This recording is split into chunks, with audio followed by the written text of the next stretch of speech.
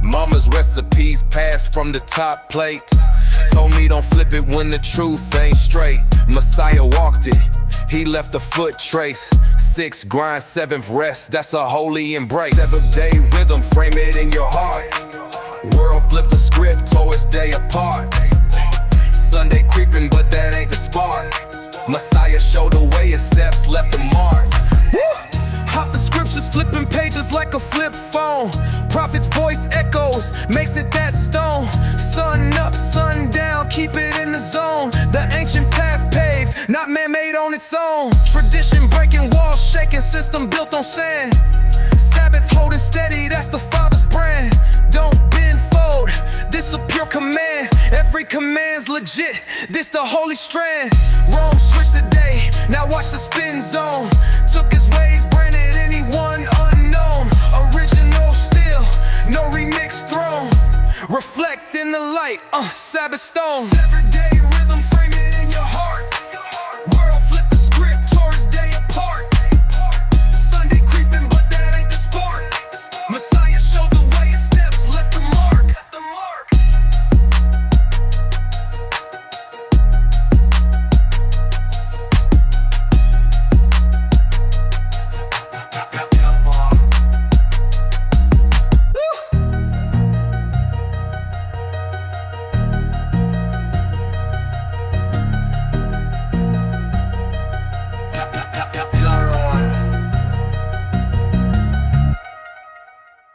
Shabbat Shalom, Israel.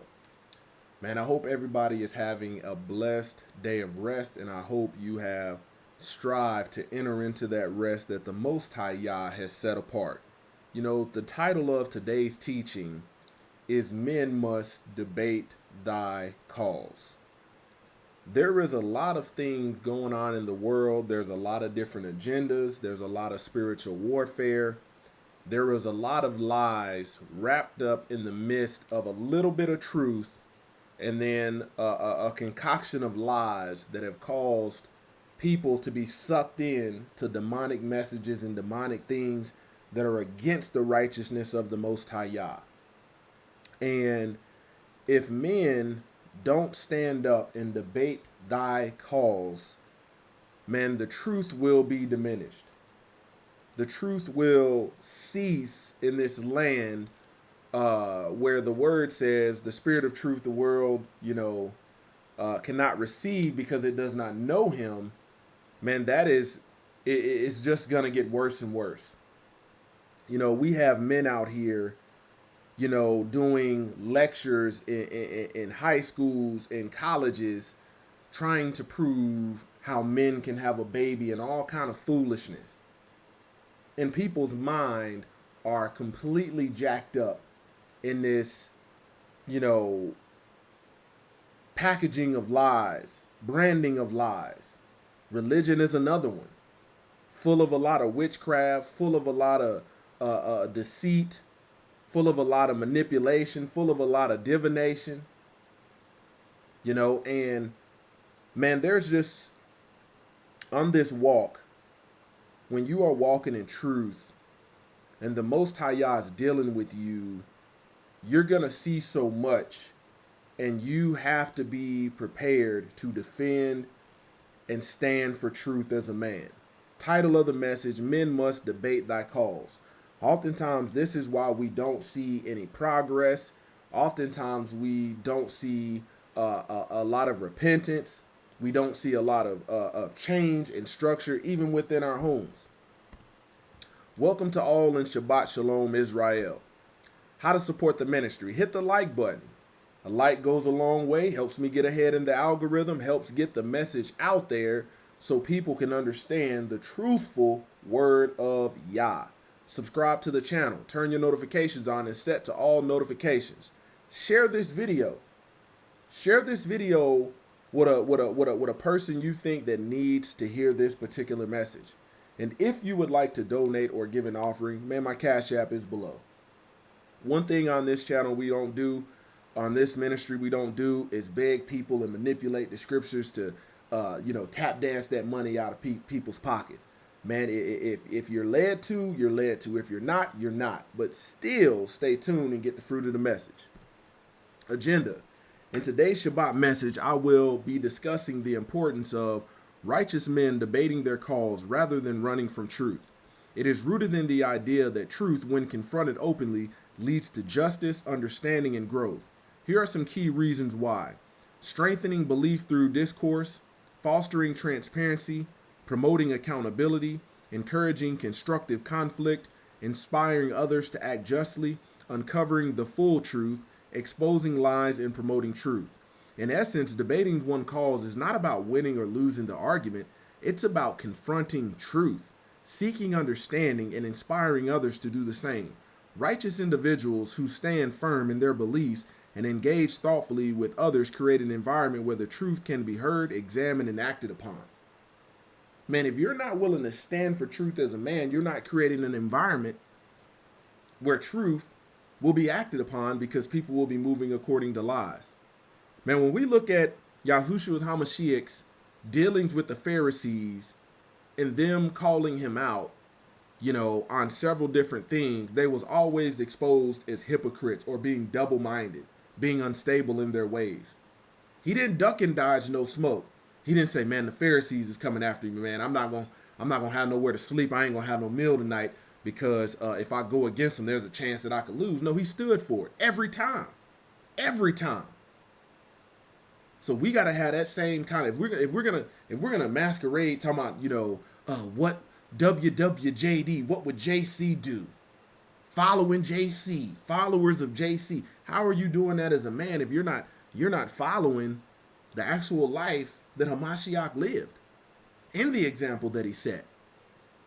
Hamashiach didn't acquiesce and capitulate and run from truth. He stood for it.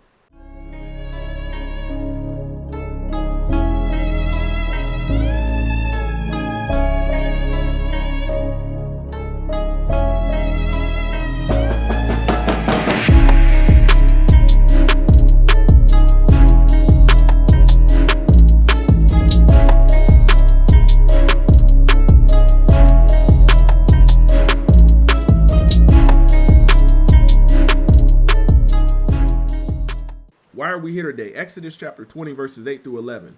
Remember the Sabbath day to keep it holy. 6 days shalt thou labor and do all thy work. Work. Hebrew word Strong's number 4399.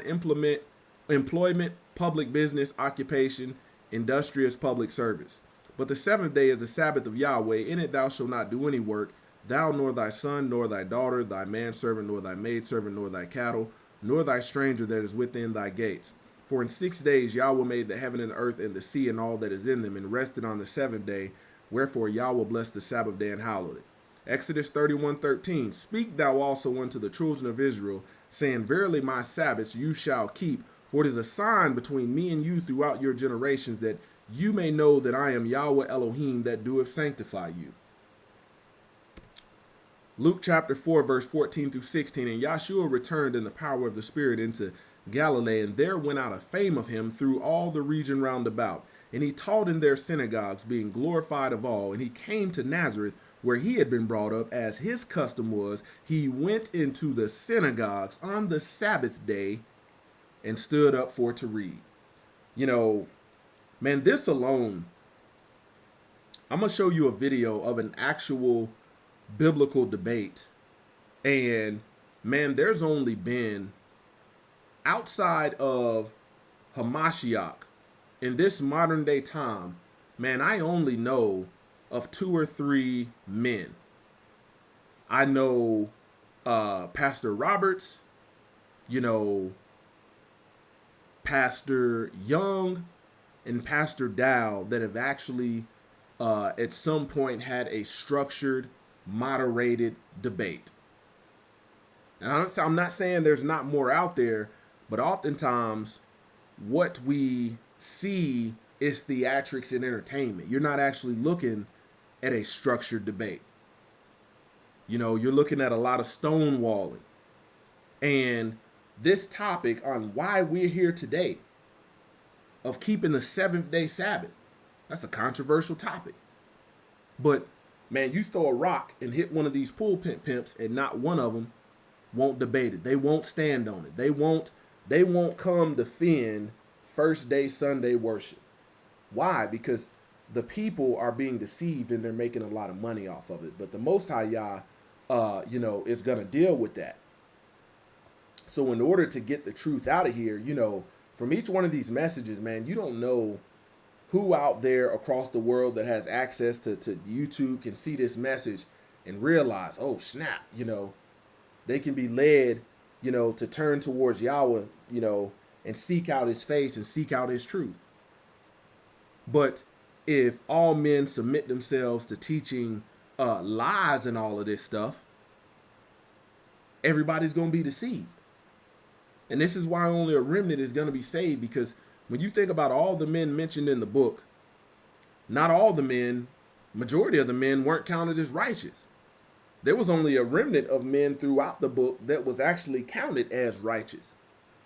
And one thing they all had in common was they stood for truth. Exodus chapter 31, verse 14 through 17. You shall keep the Sabbath because it is holy for you. Everyone who profanes it shall be put to death. Whoever does any work on it, that soul shall be cut off from among his people. 6 days shall work be done, but the seventh day is the Sabbath of solemn rest, holy to Yahweh. Whoever does any work on the Sabbath day shall be put to death. Therefore the people of Israel shall keep the Sabbath, observing the Sabbath throughout their generations as a covenant forever, perpetual covenant. It is a sign forever between me and the people of Israel that in 6 days Yahweh made the heaven and earth and the sea, and on the seventh day he rested and was refreshed. It's pretty bold stuff, right? But when you are in these places that deceive you, man, this is the stuff they ain't gonna show you. They definitely ain't gonna show you this. And this is the reason why a lot of them won't come out. They won't come out and get jiggy with the truth. They won't do it. It is what it is. But as a man, you still need to be prepared. Instruction, Ecclesiasticus chapter 4, verse 28. Strive for lies unto death. Nope, that's not what it says. It says strive for truth. Whose truth are we talking about? Are we talking about the truth that the carnally minded man walks around with, calling it his truth, my truth, her truth, their truth, our truth? Or are we talking about the truth of the Most High? Strive for truth unto death, and the Lord shall fight for thee. So you got some backing of the Most High when you're striving for truth. And this is not what we see men do. We see men striving for comfort. And comfort is really in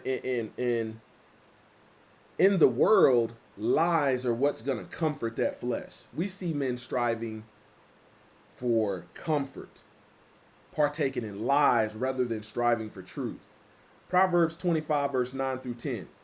Debate thy cause with thy neighbor himself, and discover not a secret to another, lest he heareth it and put thee to shame, and thine infamy turn not away. So a lot of these men, what the reason they don't fight for truth and defend thy cause or debate thy cause is because they know they will be put to shame. And when you walking around as a man and you know the stuff that you done conjured up in your mind or have allowed yourself to believe is not rooted in truth based upon the evidence, biblical evidence, you're also walking around carrying a lot of shame. Proverbs chapter 25, verse 9 through 10. I'm going to read the amplified versions. Argue. We don't need to argue. Let's just keep the peace.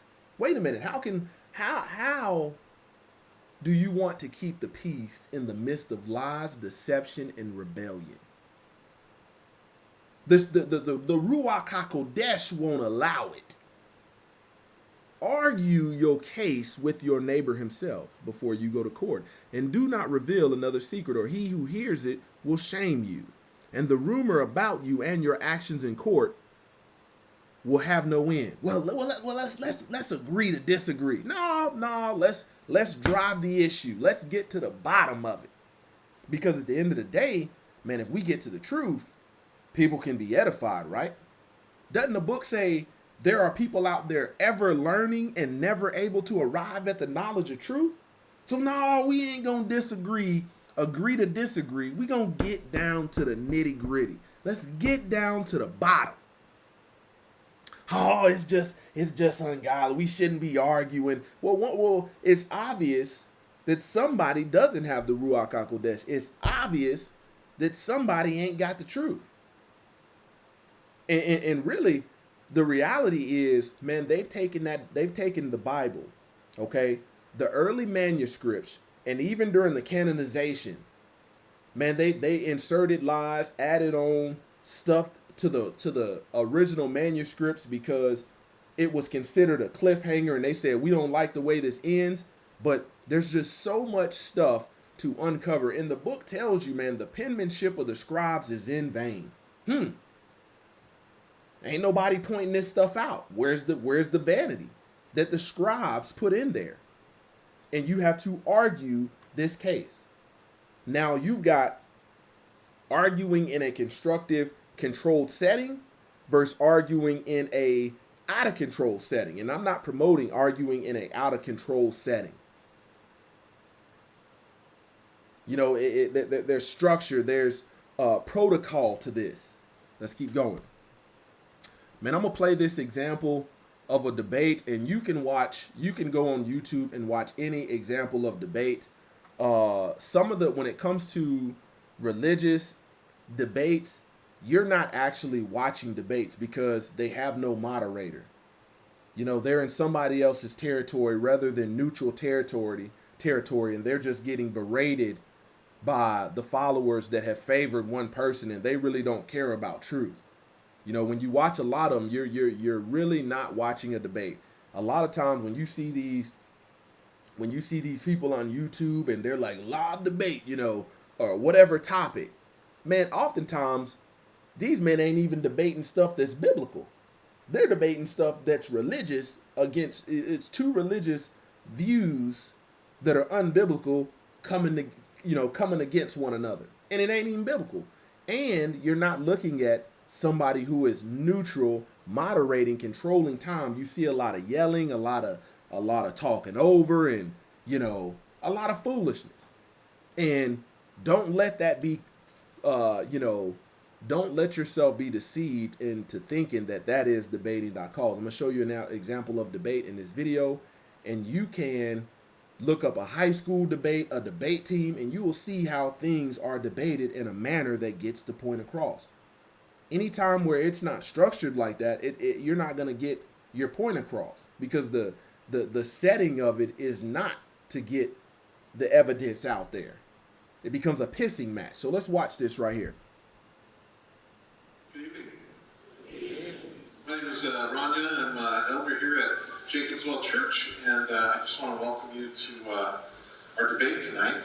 But tonight's debate is, it sounds odd that is it okay for a follower of Jesus Christ to celebrate Christmas and Easter? It sounds almost trivial. Man, listen to what he said.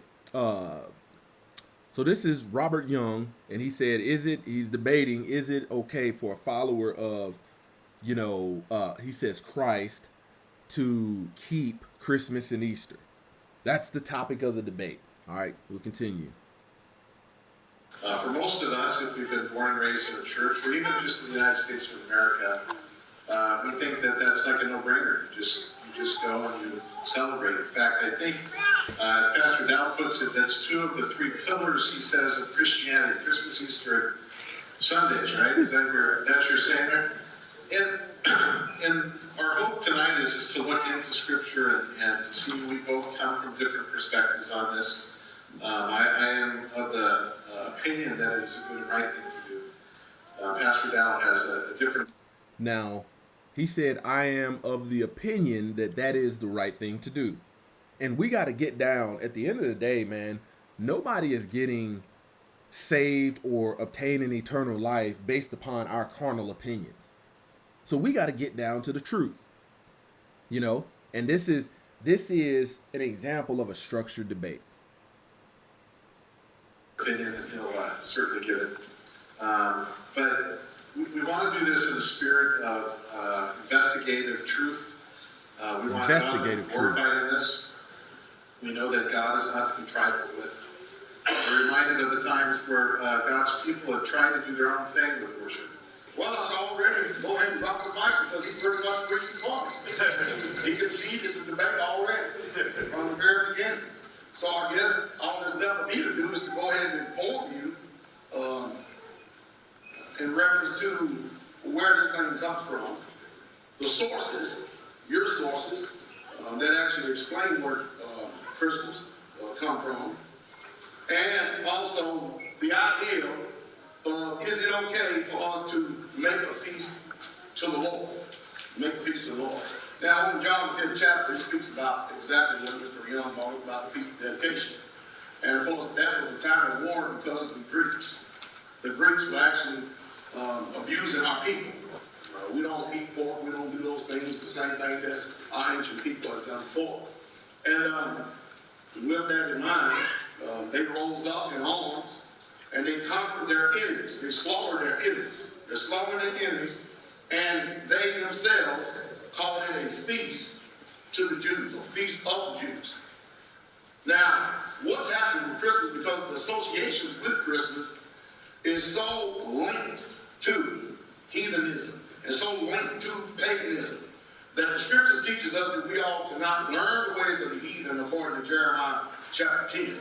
And that we should distance ourselves because no lie is of the truth and no truth is of a lie. We cannot sit there and coexist or intermingle any type of worship the same way that anybody outside of this covenant does and call it a feast of Yahweh. This was happened once over in Shemot or Exodus, the 32nd chapter, verse 5. All right, there you have it. So, man, when you think about that, man, there's so many, even on this topic, man, it says, you think about debate thy cause with thy neighbor. You live in a neighborhood, man, and your neighbor says, man, how come I don't see y'all putting up no Christmas lights or none of that? That right there could be something that, hey, you got to be prepared to defend, or are you going to just say, oh, I ain't going to mess with it? I mean, how can your neighbor, doesn't the book say love thy neighbor? Love them with lies? Love them with running, or love them with truth? How can your neighbor ever get the truth if you ain't willing to defend it as a man? It's that simple. So many different things that so-called men of God won't even defend. You know, is God a title or is God a name? Because if it's a title, okay, what is his name? What is the creator's name? So many things that they won't even, they've got so many people deceived. Okay, is JC the one that they call Jesus Christ? Is that his name?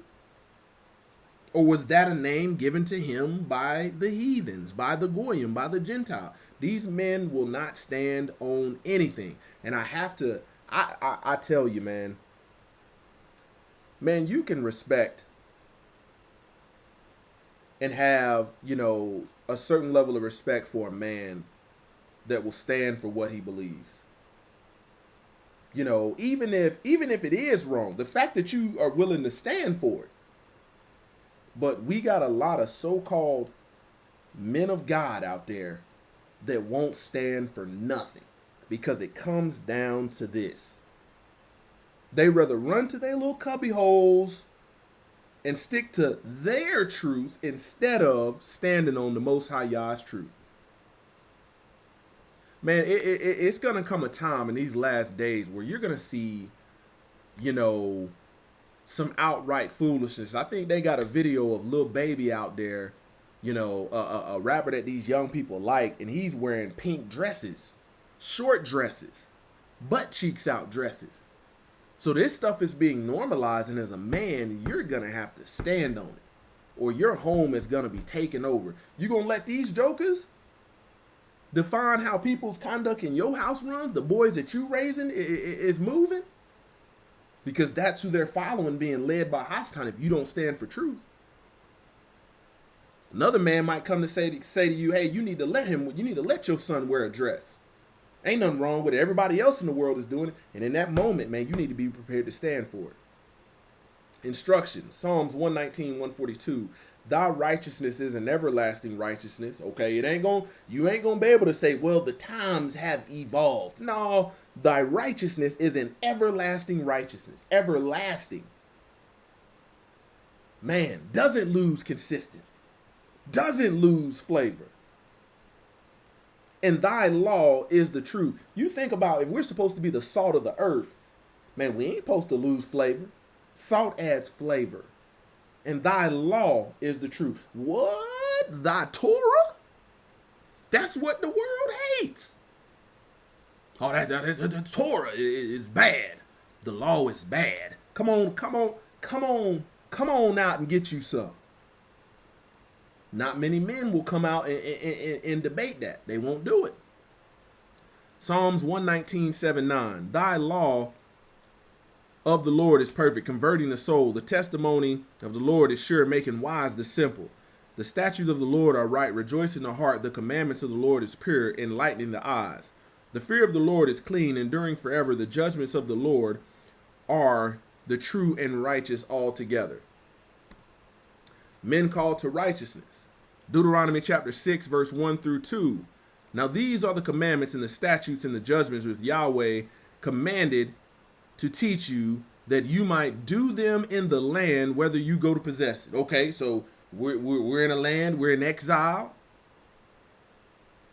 That thou manifest fear Yahweh, to keep all his statutes and his commandments, which I command thee, thou and thy son and thy son, and all the days of thy life, and that thy days may be prolonged. Verses 3 through 6. Hear therefore, O Israel, and observe to do it, that it may be well with thee, and that ye may increase mightily, as the Lord thy Yahweh and thy fathers has promised thee, in the land that floweth with milk and honey. Hear, O Israel, the Lord Yahweh is our Elohim, and thou shalt love Yahweh with all thy heart, and with all thy soul, and with all thy might. And these words which I command thee this day shall be in thine heart. Verse 7. Here we go, right here. Here is the call to man or men to stand and defend truth. I don't give a dang what is going on in the world, what kind of narratives and agendas they out there trying to sell. This is it right here. And thou shalt teach them diligently unto thy children, and shall talk of them when thou sittest in thine house. Whole snap. You want, oh man. How many folk in your house want to hear thy law, those commandments? Or they want to talk about what's popular in these streets? Man, you have to stand for truth as a man. And thou shalt talk of them when thou sittest in thine house, and when thou walkest by the way. So you walking around just talking about what the world talking about, or you walking around with the truth of Yahweh in your mouth? Are you walking around conducting Yahweh's business in your conversation? And when thou liest down, and when thou risest up, man, the whole day. Think about that. That's the call. Impact of deceivers. I want you to think about the negative impact that deceivers have. And oftentimes when you have a man that does not want to debate his cause and stand for what he believes, man, he's 9 times out of 10 you're gonna find a lot of deception there in his belief and his way of thinking. 2 Timothy chapter 3 verse 3. 2 Timothy chapter 3 verse 10 through 15. But thou hast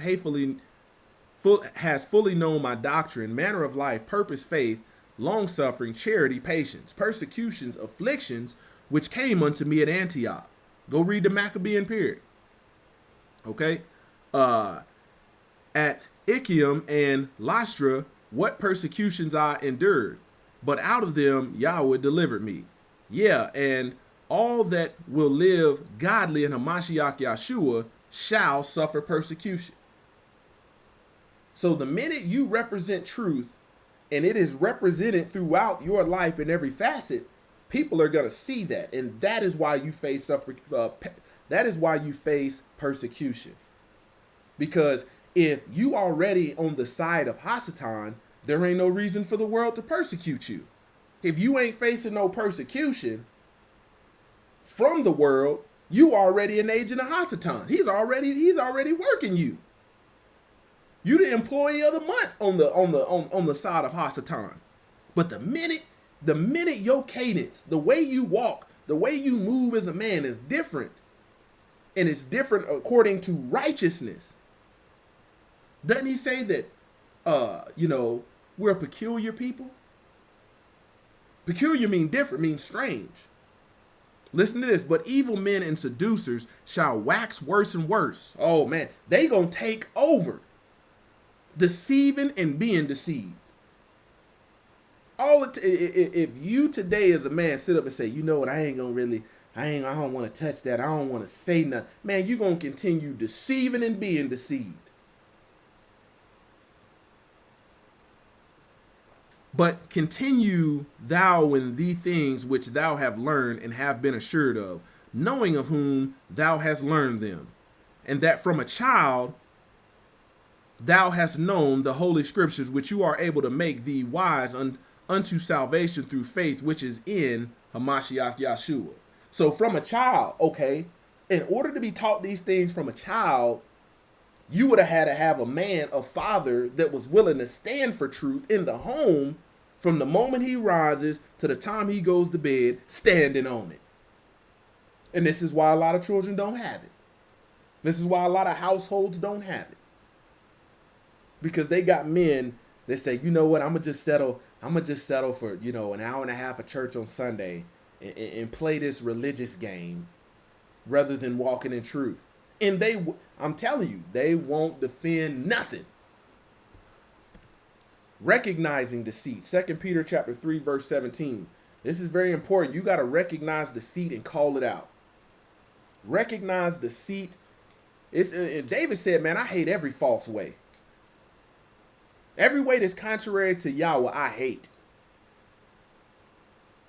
And this is the stuff people say, let's agree to disagree. No, let's get to the nitty gritty. Let's get to the bottom of it.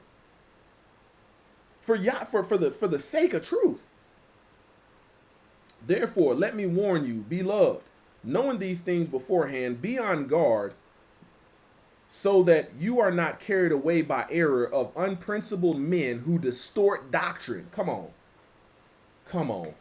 And fall from your own steadfastness of mind, knowledge, truth, and faith.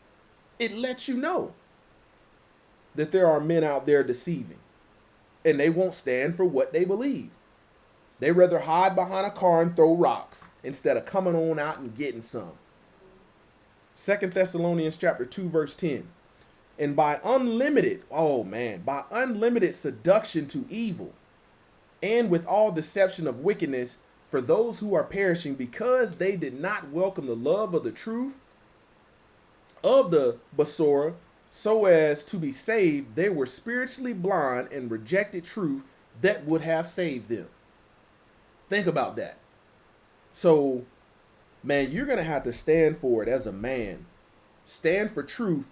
Like, you think about Job, man. Job was willing to lose it all.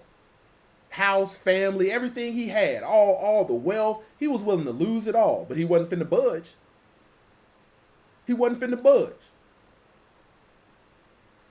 Hamashiach in the same. Every time the Pharisees came, double-minded as they were, hypocrites as they were, thought that they had him, man, Hamashiach gave him that smoke every time. And then he turned around and say, he makes an example, unless your righteousness, unless our uprightness exceeds that of the Pharisees, we shall in no wise inherit the kingdom. Think about that.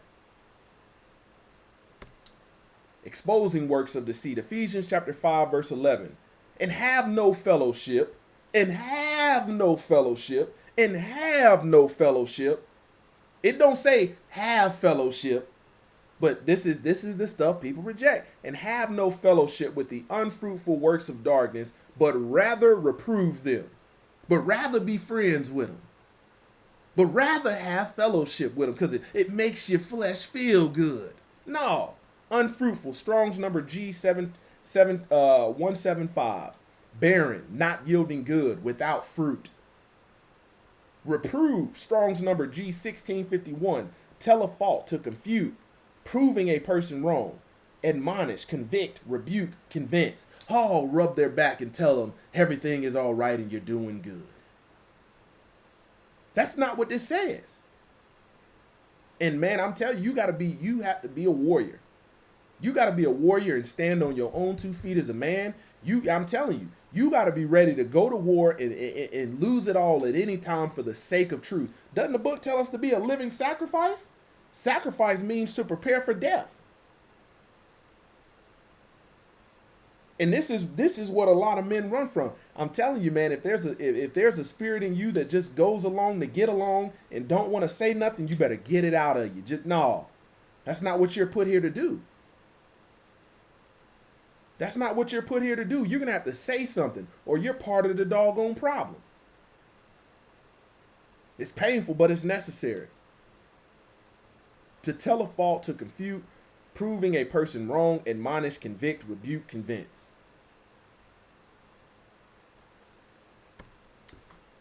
Churches and pastors deceiving. Jeremiah chapter 23, verses 1 through 4. Listen to this. Woe be unto the pastors that destroy and scatter the sheep of my pasture, saith Yahweh. Therefore, thus saith Yahweh of Israel, against the pastors that feed my people. So they got to be feeding them something that ain't right, something that's unfruitful. But you got people out there, oh, I can't say nothing. Oh, I don't need to say nothing. Just going along to get along. And you're going to the same place they going when they doggone are sitting at the judgment seat of a Mashiach. Therefore, thus saith Yahweh of Israel against the pastors that feed my people. You have scattered my flock. How have you scattered them? With lies, with deceit, with manipulation, with divination, with witchcraft, and driven them away and have not visited them. Behold, here we go. You're going to catch this fade. I will visit you upon the evil of your doing, saith Yahweh. And I will gather the remnant of my flock out of all countries, whither I have driven them, and will bring them again to their folds, and they shall be fruitful and increase. And I will set up shepherds over them, which shall feed them, and they shall fear no more, nor be dismayed, neither shall they be lacking, saith Yahweh. So he gonna send somebody that's really about that action to get stuff and back in order. Because you got those that's out there scattering and destroying sheep. Man, I'm telling you, man, if you out there liking Sunday sun worship and you've done a deep dive and you know that this stuff is rooted in idolatry, man, you just like motivation and comfort at that point. And I'm willing to stand on it. I lose everything. I'm willing to stand on it. But you don't have men out there with that level of conviction. I'd rather be homeless and have the truth than to go along to get along.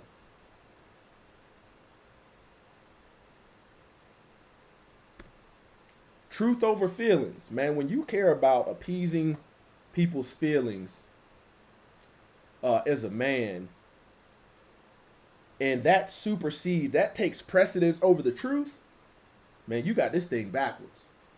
Man, there ain't no importance as a man in telling a white lie to make somebody feel good. No, just tell them the truth in love.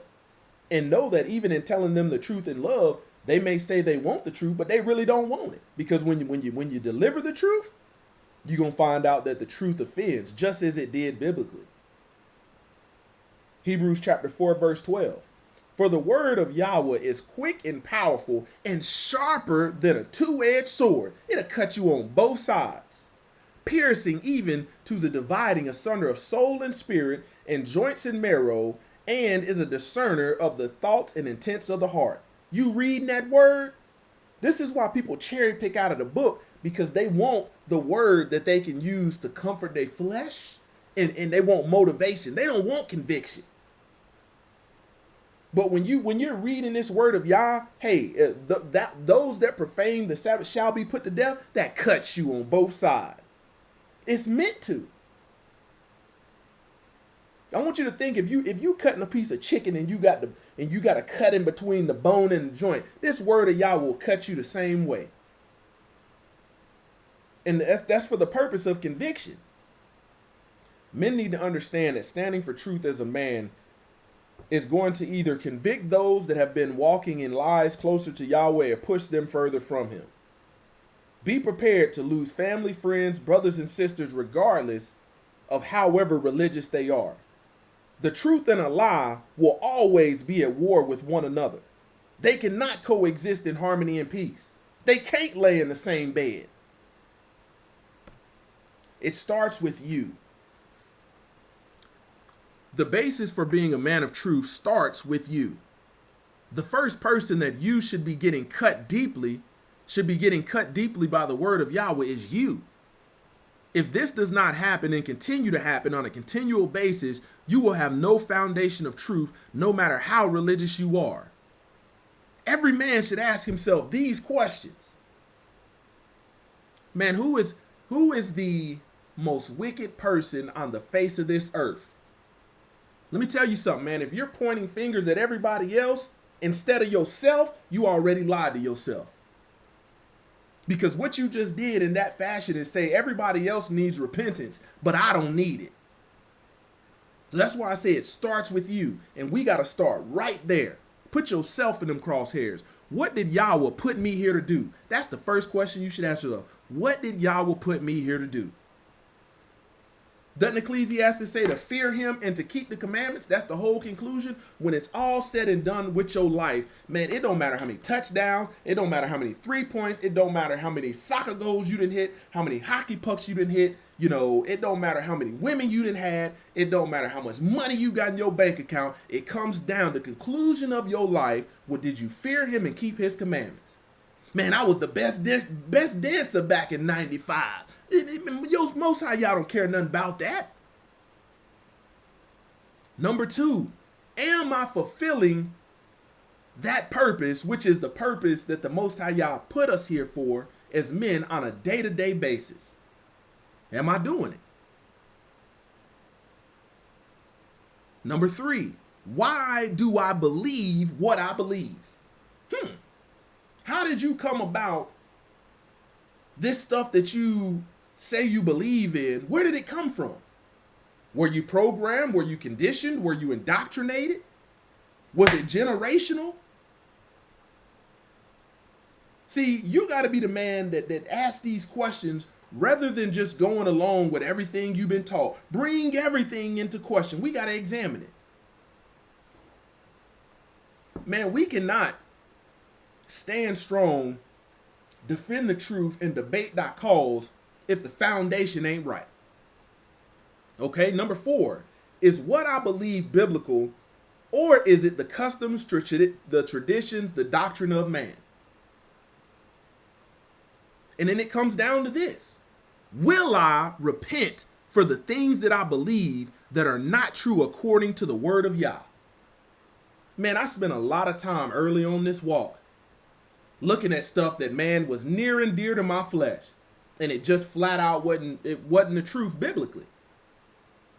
No matter how as I dove deeper and deeper, man, I started to realize, man, it ain't in here. The book is telling me to go a different way as a man. So it starts with you. You got to deal with you first. I want you to understand, this gets deep. Man, standing for truth is like every day having a shovel in your hand. You don't get the ease of having an excavator where you can just one scoop. No, you got to unpack this thing. You're looking at layer of topsoil, clay, bedrock, gravel. If you've ever tried to drive a shovel through gravel, man, that is the part that's gonna break you off when you're digging a hole. Because you can't get as much, and this is the same way. You got to be willing to grab that shovel every day as a man and get through that gravel. And that gravel is meant to break you off so you'll give up. But if you keep going, eventually you will hit soil that, it can be smooth as butter. Every day on this walk as a man must question everything this world has given you and taught you. If it is not in alignment with the will of Yah, you must turn from it. You must repent from it. It comes down to this. What do you actually know and do according to righteousness? Do you got quantifiable? Because everything got to be quantifiable. We can't, the Most High Yah, Messiah is not taking your word for it. People say, man, I got a good heart. You gave yourself that credit. No, we got to validate that. I'm a loving person. We got to validate that. I'm a good mama. I got to validate. Y'all are going to validate this stuff. I'm a good father. He going to validate it according to his word. I'm a good husband. He going to validate it. I'm a good wife. He going to validate it. I'm a good sister. He going to validate it. I'm a good brother. I'm a holy brother, godly brother. He going to validate it according to his word. What do you actually know and do according to righteousness? Well, you know, in my religion, get that mess out of here. Get it out of here. A lot of this stuff that we do is vain.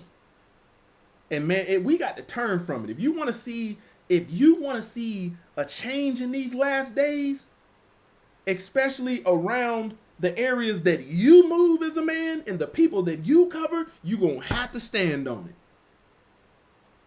And in order to stand on it, you're going to have to debate your cause. What have you been taught from the world? This is versus what you have been taught from the world religion that actually is unrighteous. And there's a whole lot of it. And you got to start unpacking that for yourself. James chapter 1 verse 8, a double-minded man is unstable in all his ways. So you say you believe one thing, you believe it's right according to Yah, but yet you can't prove it biblically, you can't quantify it. You got to get rid of it. It's that simple. Painful, but necessary. Getting cut deep. I want you to understand, like a samurai. Oh man, you see like in them China, they take that blade, they be like this, they take it and they turn it and they point the self and they that's the first thing you got to do with this word. That's how that word gonna make you feel. And you just, all of that bad stuff got to leak out. It's got to come on out. The old you has to die as a man. You can't stand for truth and keep the old you. No. The price for new life, the price for eternal life is your old life. There ain't that many that's willing to give it. You want your cake and you want to eat it too, but you're going to die for it. Man, I want you to understand,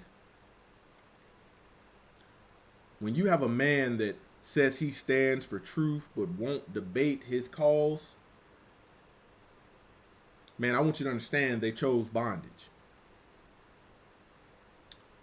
John chapter 8 verse 32, and you shall know the truth, and the truth shall make you free. Man, I want people that I cover to be free. As a man, I don't want to be in bondage. I want to be free.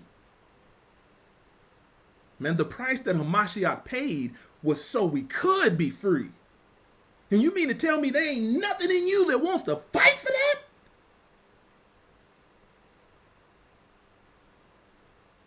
Man, I'm telling you, man, you know, as men, some of us got a box full of matches and ain't none of them never been lit. And I tell you, from the moment, man, you're born again, man, Yah was giving you a match in that box for every day that you'll be alive, hoping you'll wake up and just flick it and light the flame. Titus chapter 1, verse 15 through 16. To the pure, all things are pure. But to the defiled and unbelieving, nothing is pure. But both their minds and their conscience are defiled. They profess to know Yahweh, but they deny him by their works. They are detestable, disobedient, unfit for any good work. So I want you to think. I asked you the question, why do you believe and why do you do what you do on a daily basis? And once you ask yourself that, have you denied him in your works? You say you believe, oh, I got faith. But is your faith dead as a man? Is it alive? So many men walk around with dead faith. And you think just because you have partaked in a religion for X amount of time, for so many years, that counts for something.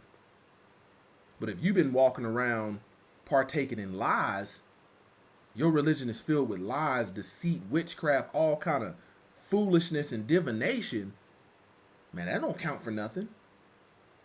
You on the same side as an unbeliever. Are you prepared? James chapter 1 verse 22, but be ye doers of the word.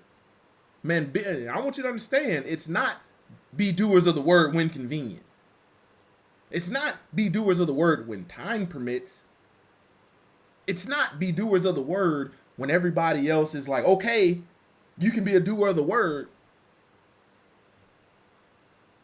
It's not be doers of the word that everybody around you agrees with. No, it's doers of the word of Yah. And not hearers only, deceiving your own self. This is why I tell you, until the word cuts you deep, you ain't gonna have a good foundation as a man. You ain't gonna have it. 2 Timothy chapter 2 verse 15. Man, Google the difference between. I want you to type this in. What is the difference between reading and studying? Men need to know that. Because just because you read 2 Timothy chapter 2 verse 15, men will say, well, the 2 Timothy chapter 2 verse 15, it says to study to show thyself approved unto God. But what does that word study mean? See, we can't, in our carnal mind, man, we have a wicked way of thinking. Man, we got to examine. We got to get down. We got to take that shovel and we got to dig. We got to dig. We got to start looking behind these words. Because the men that gave us this version, you know, that the scribes, what they gave us, they hid all kind of lies. So unless you dig, you ain't gonna know what is what. So just, you got people that think that they have actually studied the Bible and they ain't studied nothing. They just been reading for 30, 40 years. And this is the reason why when you have actually studied, their jaws drop behind some of the stuff that you're saying because they've actually never studied the Bible. They just stayed on a surface level. And that's what reading is. Taking your finger and gliding it across them words. A workman that needeth not to be ashamed. So many folk out there that claim to be living this word, but in their works, man, they're put to shame. Rightly dividing the word of truth. Rightly. So you got to know how to navigate this thing.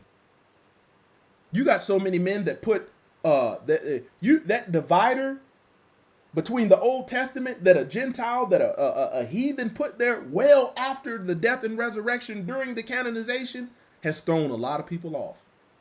And you got men out there that will put the old against the new. Put the Torah against the testimony. Put the testimony against the Torah. The book says to the law and to the testimony.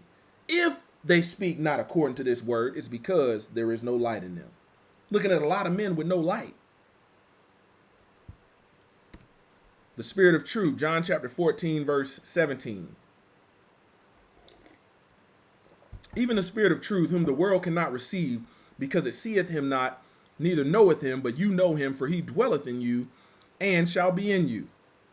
John 16:13. Howbeit in the Spirit, when he, the Spirit of truth, is come, he will guide you in all truth, for he shall not speak of them himself, but whatsoever he shall hear, that shall he speak, and he will show you things to come. Man, I tell you, man, men have to be filled with the Ruach HaKodesh. And I'm going to be honest, a lot of these places of worship that are not keeping the commandments, these men that are dunking people, their hands are so defiled They don't need the spirit won't even come upon them. No matter how much stuff they say, let them come in here and feel this. All that stuff sound good, but these men ain't got a lick of anointing. And you look at the people that they've touched, these people is in worse condition now than when they came. Man, you're not gonna be sitting up here habitually violating the commandments, the precepts of the Most High Yah, the statutes of the Most High Yah, and have a high level of anointing. It just ain't gonna happen. And this is why you see these folks. Man, there's testimonies of these people out here paying to get baptized. And here's the thing. A lot of people ain't getting it. They're getting familiar spirits, as the book says. They're not getting the genuine Ruach HaKodesh. Man, as a man, you have to run towards and defend truth. Run towards and defend truth. Run away from lies, run toward and defend truth. Luke chapter 8, verse 17, for nothing is secret that shall not be made manifest, neither anything hid that shall not be known and come abroad. Proverbs 25, 9 through 10. Debate thy cause with thy neighbor himself, and discover not a secret to another, lest he that hear it put thee to shame, and thine infamy turn not away. Man, you shouldn't want to be put to shame as a man of truth. You should be willing to stand on it. And sometimes you'll have two men that both claim to have the truth, and new evidence will surface. Even in a debate, you will say, man, both of us, it'll be a draw. Man, both of us, with you brought one side of the information, I brought the other side, and it's all actually biblical. You'll have men say, man, I've never seen that. And the other man say the same thing. But 9 times out of 10, that is a rare occurrence. When you look at debating that cause, oftentimes you're going to find out that these secrets is lies and deception. Lies and deceptions. Stand on it as a man. You know, there's a saying out there, if you don't stand for anything, you fall for everything. And I believe that. Proverbs 28:1. The wicked flee when no one pursues them. So I want you to understand, man, the wicked gonna be the ones that attack you because you stand on truth. But the minute you open your mouth and say, stand on it as a man, let's debate that, man, they get to running. What does the word say? But the righteous are as bold as a lion. The wicked flee when no one pursues them. You ain't got to chase them. They gonna run because they got a lie. They ain't got the truth. They not willing to stand on it. Stand on it. Stand on it. I don't think men understand the process of forging iron and sharpening iron. Sparks got to fly. John chapter 4, verse 24.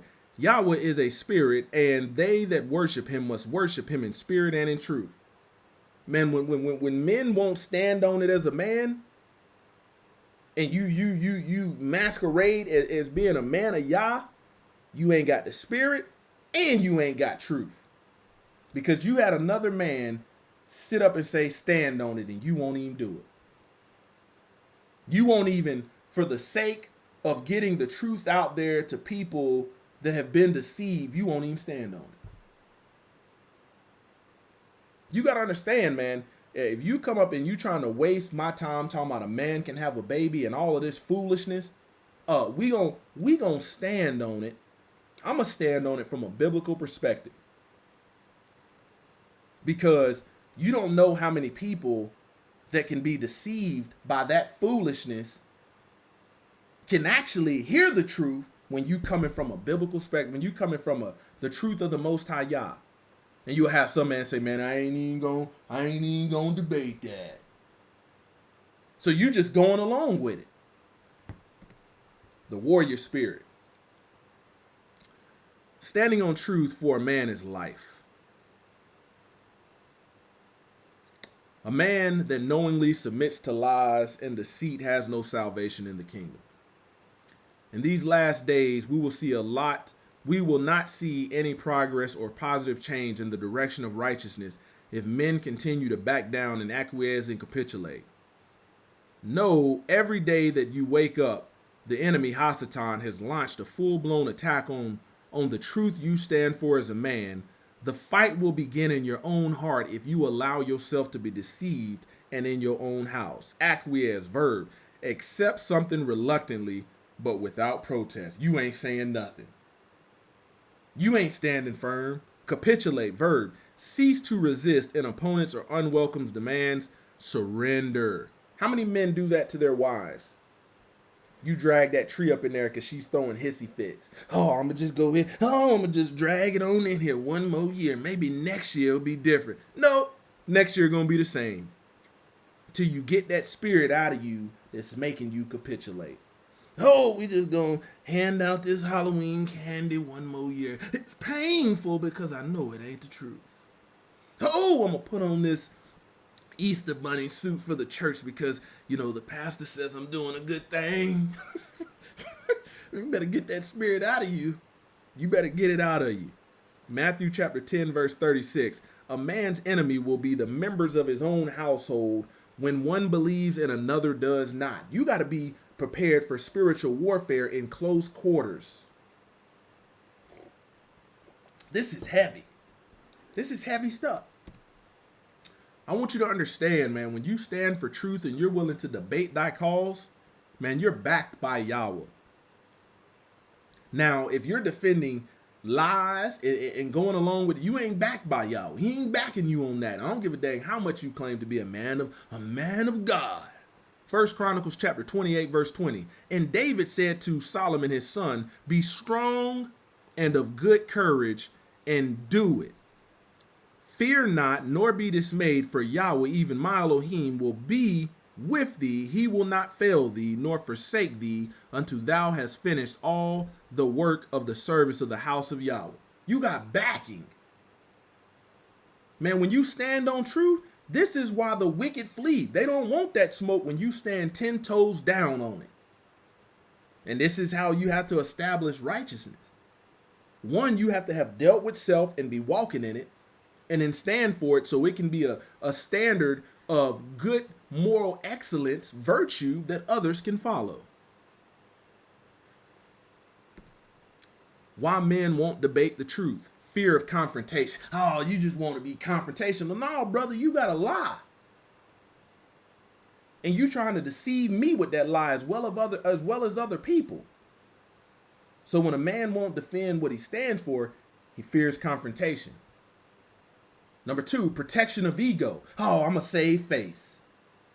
And that's what a lot of men, they go back and tuck themselves in a little shell.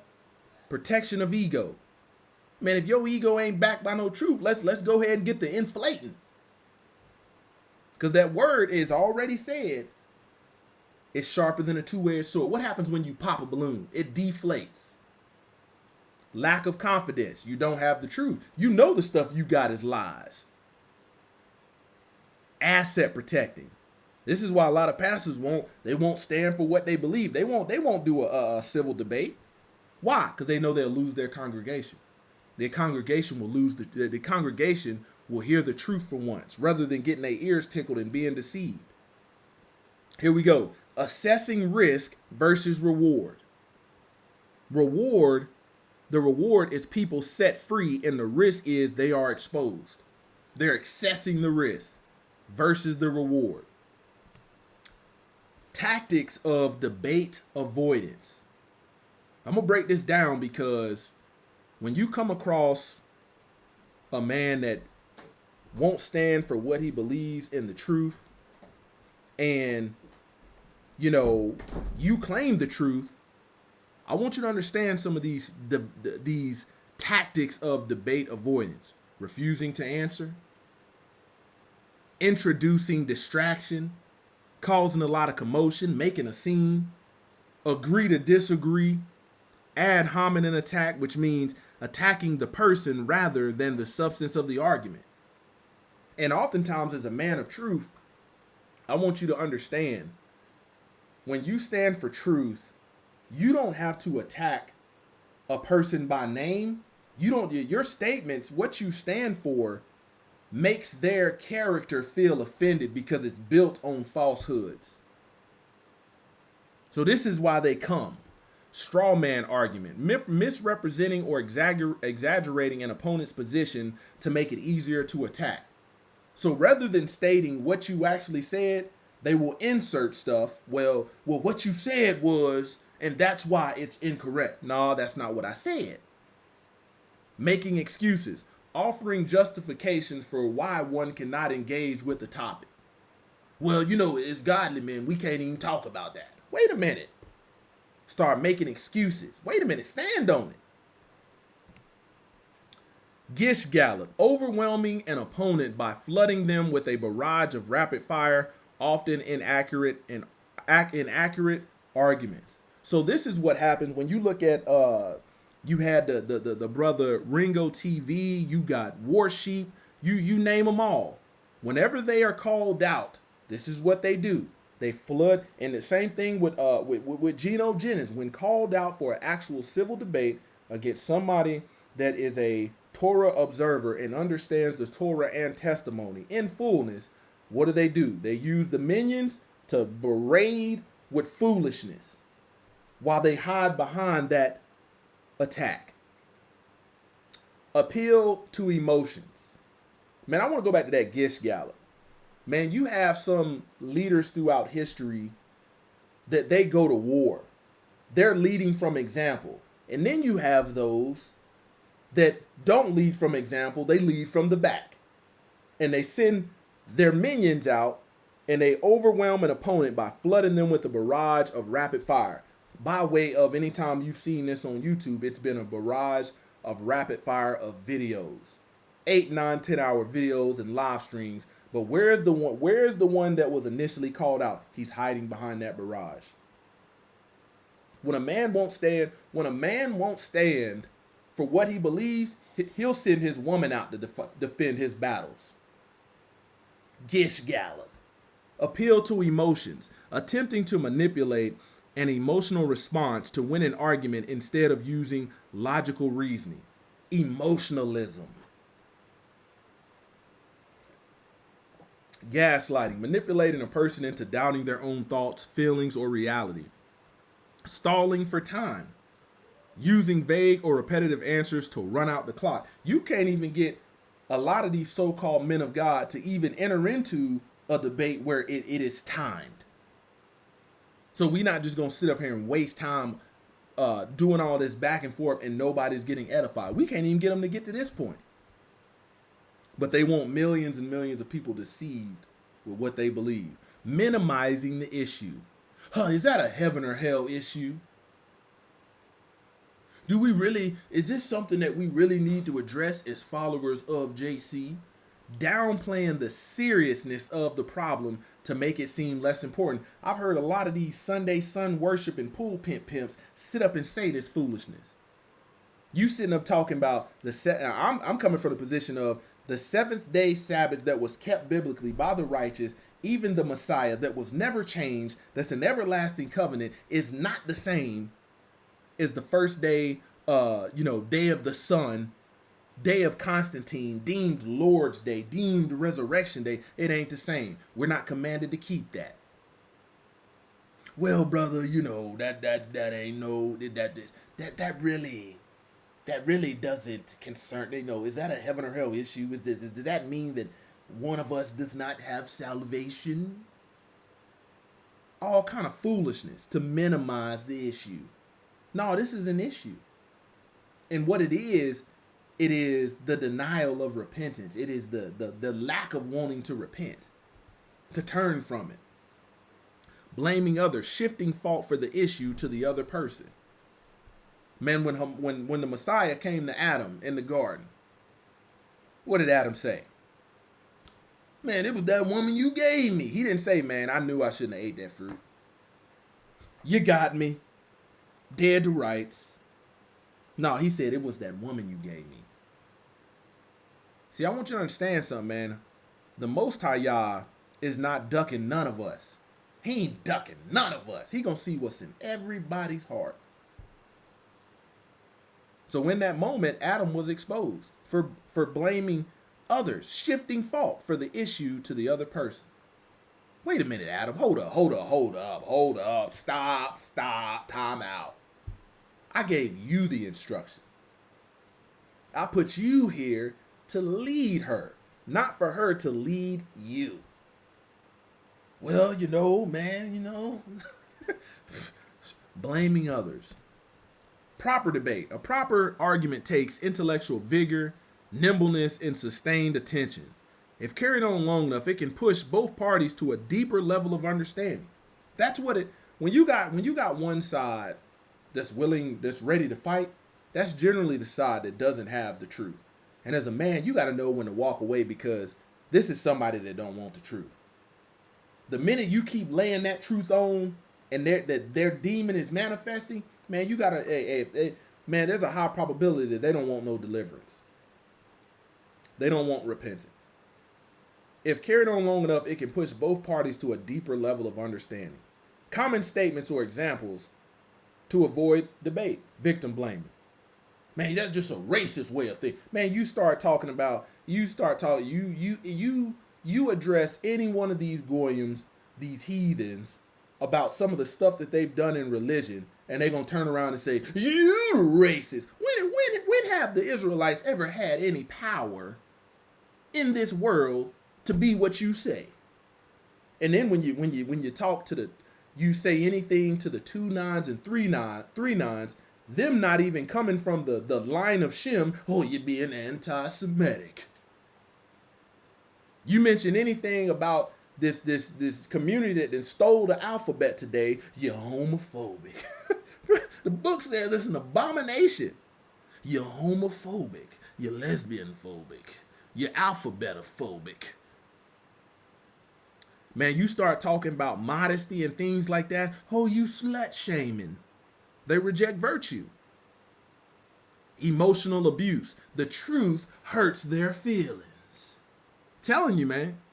Feeling threatened. I feel threatened. What you feel threatened by? The truth. Yeah, I'm for real. The fight for truth is you standing for it. Not the physical blows in this daytime and out. The fight for truth is you just standing for it as a man. It starts there. And you're going to be surprised. When somebody knows they outmatched, they got a lie, and you got the truth, all of a sudden, I feel threatened by the truth. All attempts to avoid being shamed and exposed. Didn't the book say expose them? That's what we got to do. Fight until death. Day after day, fight until death. Fight the good fight as a man. A lot of us, man, we're on the wrong side of this thing. We're standing up and defending lies rather than defending truth. I want you to understand, man, you got a lot of men that's got a lot of conviction, and they'll defend a lie and don't have no facts, no evidence, no biblical truth, and they will defend it tooth and nail. And Hasatan got that doggone, that hooks sunk in them deep. A lot of men can't turn from it. Romans chapter 12, verse 1. I beseech you, therefore, brethren, by the mercies of Yahweh, that you present your bodies as a living sacrifice. Man, didn't we have an example in Hamashiach? Sacrifice meaning to prepare for death. Man, we get to see him fight until death. It is finished. It is done.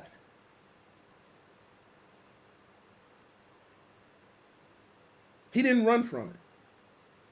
And that's an honorable way to go out. And I tell you, man, you are going to have a lot of misery, a lot of depression, a lot of anxiety as a man if you are submitting, acquiescing, and capitulating to lies, deceit, stuff that you know is not right. If you're running from the lie you didn't told yourself, it's going to be painful. You're going to be conflicted. You're going to be double-minded. Present your bodies as a living sacrifice, holy. Be holy as I am holy. acceptable unto Yahweh, which is your reasonable service. Man, if you're not fighting for truth and you're not willing to stand in this daytime and hour for the will of Yah, like the men of the book, especially Hamashiach, are you really following him as a man? He didn't back down. He stood toe-to-toe. Toe-to-toe. Got in the ring with these lies and exposed them. Man, you cannot be righteous and bold as a lion while submitting to lies and deceit. If you are not prepared to die for what you believe, where is the sacrifice in that? Glory to the King. The King is coming. Turn from your sins. Shabbat Shalom, Israel. Closer to Yah Ministries, kicking it gun barrel straight.